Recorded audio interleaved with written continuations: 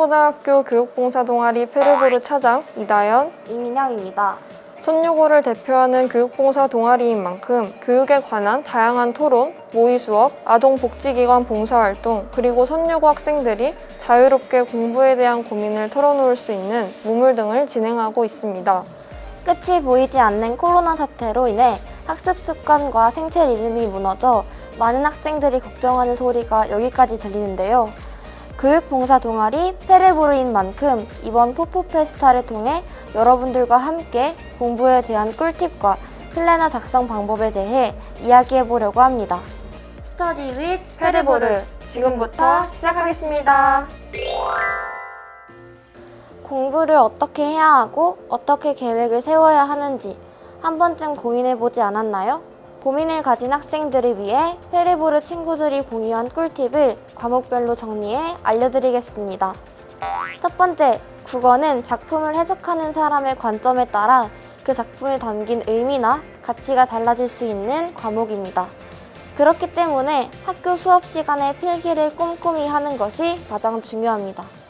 그리고 국어에 대한 감을 잃지 않도록 문학, 비문학 문제를 하루에 2-3지문씩 꾸준히 푸는 것도 중요합니다. 두 번째, 영어입니다. 영어의 기본은 단어라는 말이 있는데요. 꾸준한 단어 암기와 반복은 여러분의 성적을 빠르게 올릴 수 있는 가장 쉬운 방법입니다. 세 번째, 탐구 과목입니다. 문제집은 모든 교과서의 개념을 합친 것이기에 오히려 헷갈릴 수 있고 이와 같은 이유로 시판 문제집도 좋지만 교과서 개념을 보는 것이 좋다 라는 의견이 많았습니다.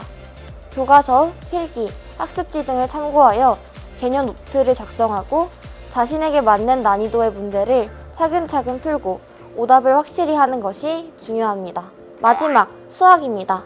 수학은 많은 학생들이 어려워하고 쉽게 성적을 올리기 어려워하는 과목인데요. 무작정 문제를 풀고 유형을 암기하기보단 개념을 꼼꼼히 숙지한 후 문제풀이를 통해 개념을 적용하는 것이 가장 중요합니다.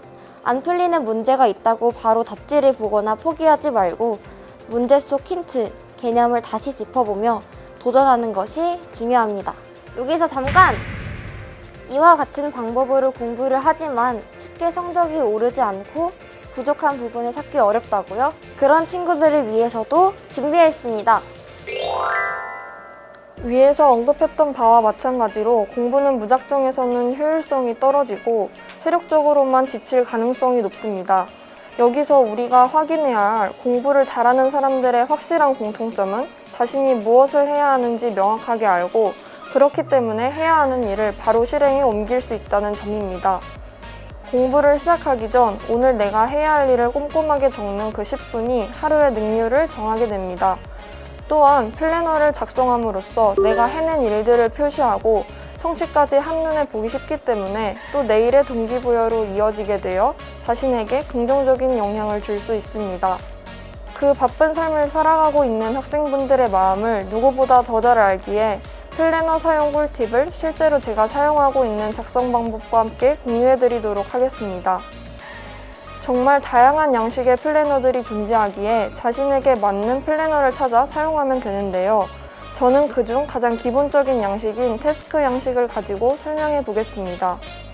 보시다시피 플래너들은 하루에 할 일을 적을 수 있도록 이루어져 있는데요. 보통은 한쪽을 하루의 양으로 보고 사용할 수 있도록 만들어져 있습니다. 보통은 위에 날짜를 적고 내가 할 일의 우선순위를 정해 적어야 한다는 것 정도는 여러분 모두 이미 알고 계실 거라고 생각합니다. 하지만 여기서 하루의 일들을 적기 전에 꼭 확인해야 할 점이 있습니다.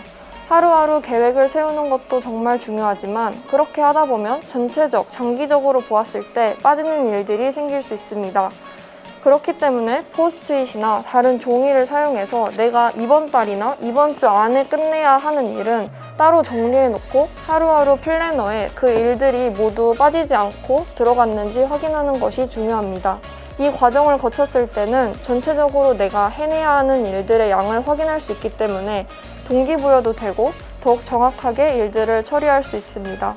또 추가로 여기서 주의해야 할 점은 너무 과도하게 많은 일들을 적지 않도록 자신을 컨트롤하는 것입니다. 막상 플래너를 적다 보면 욕심이 생겨서 자신의 상황과는 맞지 않는 너무 많은 일들을 적고 다 하지 못한 채 넘어가는 일들이 생기게 됩니다.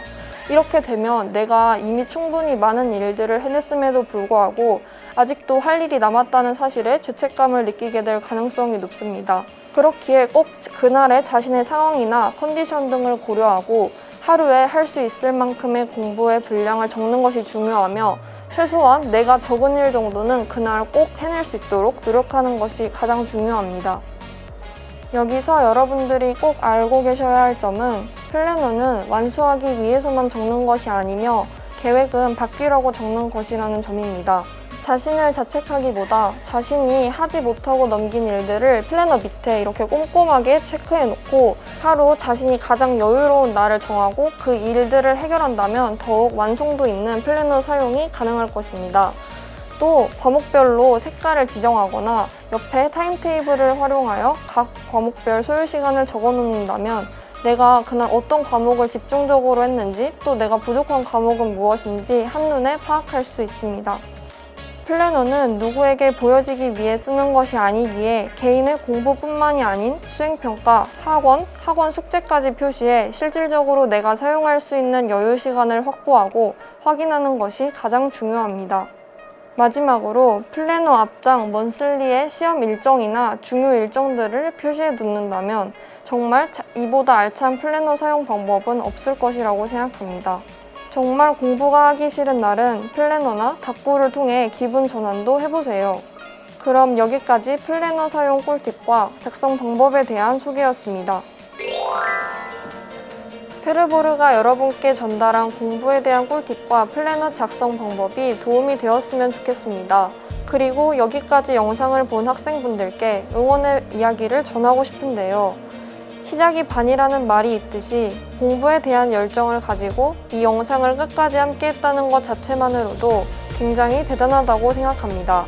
여러분들은 모두 소중한 사람이고 무엇이든 잘할 수 있는 사람이니까 어떤 결과가 나오더라도 포기하지 말고 우리 정말 후회하지 않게 열심히 함께 해봐요. 지금까지 선유고등학교 명문 교육봉사 동아리 페르보르였습니다. 감사합니다.